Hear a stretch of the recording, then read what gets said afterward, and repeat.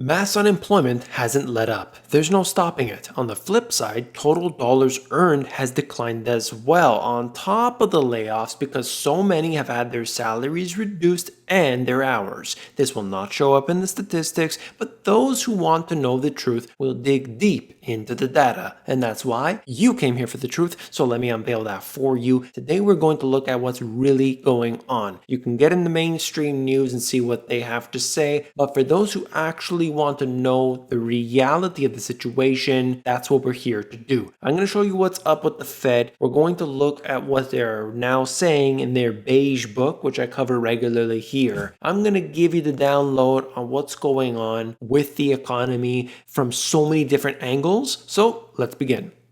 The Federal Reserve's balance sheet has expanded once again. These are the newest numbers, and you can see that we are almost at $7.1 trillion. $7.1 trillion is a very large number, no matter how you like to slice it. When you can see that it has gone beyond the 7, how long until we get to the 8 trillion and up and up? It is largely believed that they will hit $12 trillion by next year. This is going to go continuously up, and there's no stopping it. The problem with all of this is that it inflates your currency. That is the purpose of this. And as a result, the average individual is the one getting screwed over. If you are at the top of the top, let's say 1% and higher, you may benefit from this, at least in the medium term. When you see what happens to everybody below that, it is detrimental. We are getting a bigger and bigger divide in between the haves and the have-nots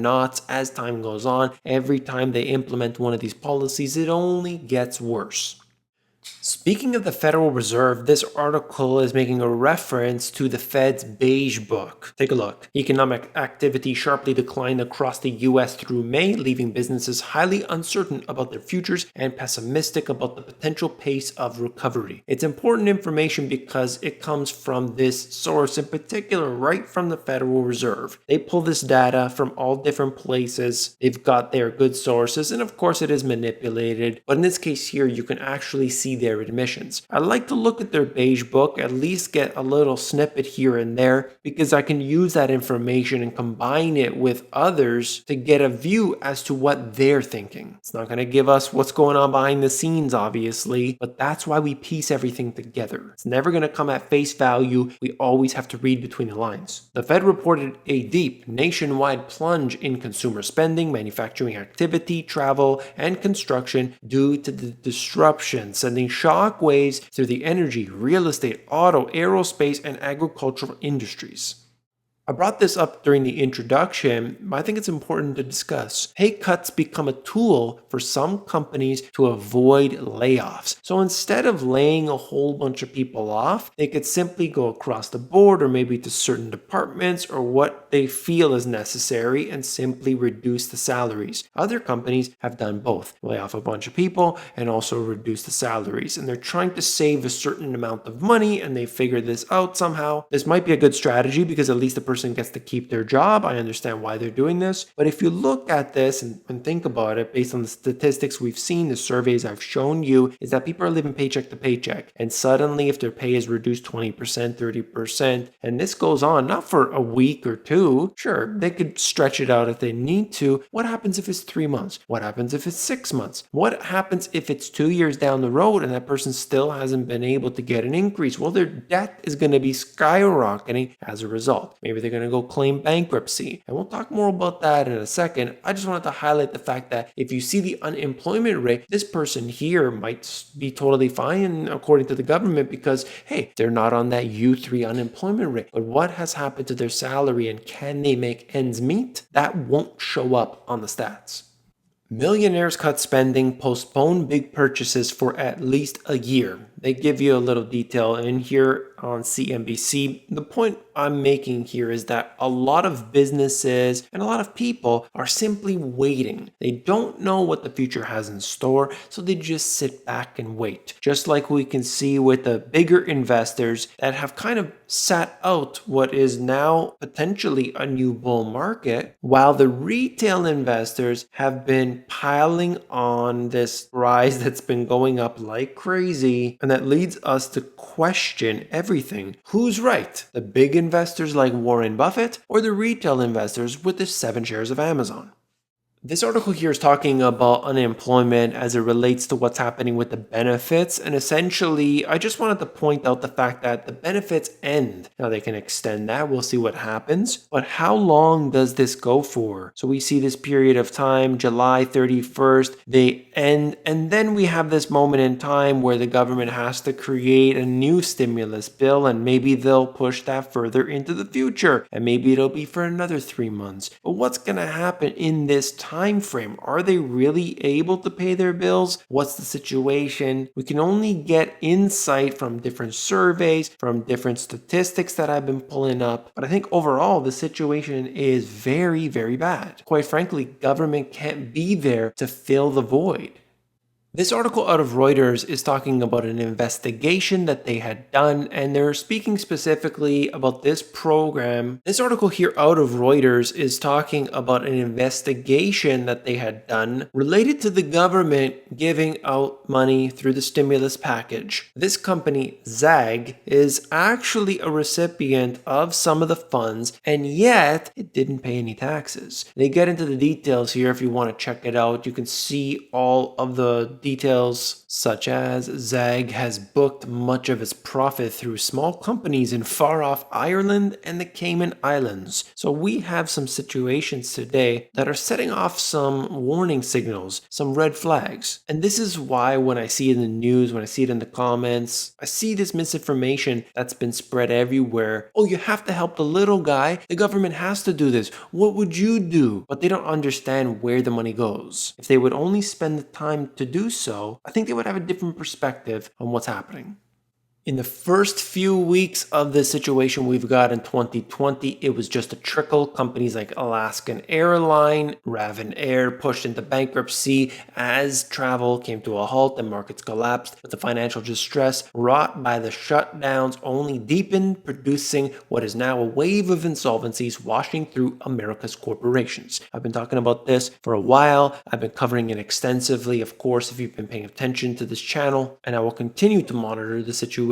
So stay tuned for more videos on this. In May alone, some 27 companies reporting at least $50 million in liabilities sought court protection from creditors. That's the highest number since the Great Recession. Of course, we have JCPenney and J. Crew. Different airliners are in here. It gives you the details as always. But the point is that the amount of insolvencies, the amount of companies that cannot exist any longer is rising, and it's rising fast. What does that mean not only for the corporation or the investors, but also the jobs? The jobs are one that we need to be very mindful of, because this situation, while the stock market might be rising in this fashion here, the economy, some had believed that it was a V-shaped recovery, but is there the potential that we will see problems ahead? Now, that remains to be seen.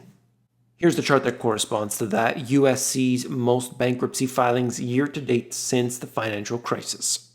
Tough month. Month of May sees most large US bankruptcy filings since 2009. Just wanted to bring you the data. No question about it. This is very, very serious. I wanted to show you on the job market what's been happening, and you could see the 4-week moving average of continued claims. This is not good. It's hard to show on the chart because it is so extreme. You can see the fluctuations, of course, throughout the recessions, but right now it's unlike anything we have ever seen. This is the latest data. It's just unbelievable to see how many people are unemployed and cannot get work right now. This shows you the initial jobless claims, and don't worry, everything is okay because the numbers are going down. That's right, you're going down. That's a good thing, right? Don't focus on the fact that millions and millions of people are unable to find work, that they're getting booted out of their jobs, that a lot of this has to do with people that were filing for unemployment previously and they are backlogged in the system. That's how many people are struggling to get through at this time. The system cannot keep up, and that is a really bad sign. Gross domestic product first quarter 2020 second estimate has now been pulled down to minus 5%. So previously, I believe it was at minus 4.8%, and now the second revision has come out showing us minus 5%. That's the first quarter. I am very interested to see what the second quarter looks like, but don't worry because in the third quarter, it's going to be fantastic. At least that's what they tell us.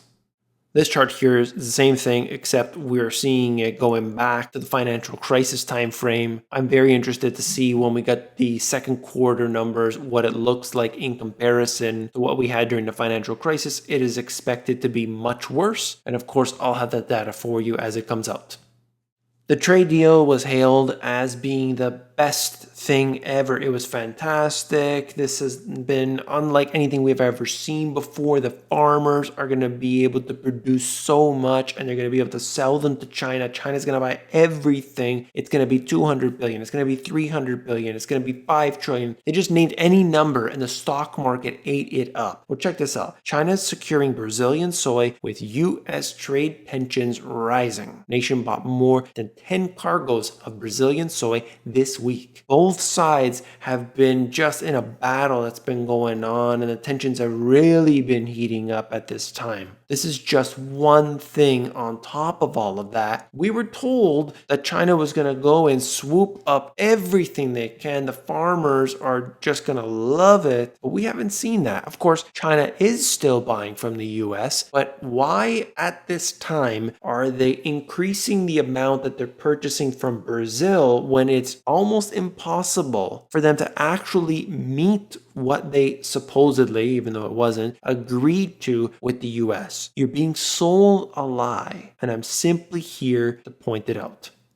Here's the chart that corresponds to that. You can see China buys Brazil even as soy gets a little pricier in reals. This is the chart that corresponds to that, and you could see that we have China buying more from Brazil despite the fact that when you price it in their currency, it's become more expensive. They're going ahead with it anyway. Well, that's all for this video. If you found it informative, please give me a thumbs up. When you do, you're supporting me. I want to thank you for that. If you want to check me out on Instagram and Twitter, I'm doing stuff every single day. You definitely want to check me out at The Money GPS. If you want to learn how to sell stuff online, if you want to understand e-commerce, then you can check out my free e-course, theamazongps.com. Do you want to understand the financial system, the foundation, the history, the asset classes, and everything in between? These 2 books have it all. Check it out at the link in the description if you want the audiobook, themoneygps.com. This video is so important. It's so huge. Have you seen it yet? If not, you definitely want to watch it. Watch it at 2x speed if you have to. Click on it. I'll see you there.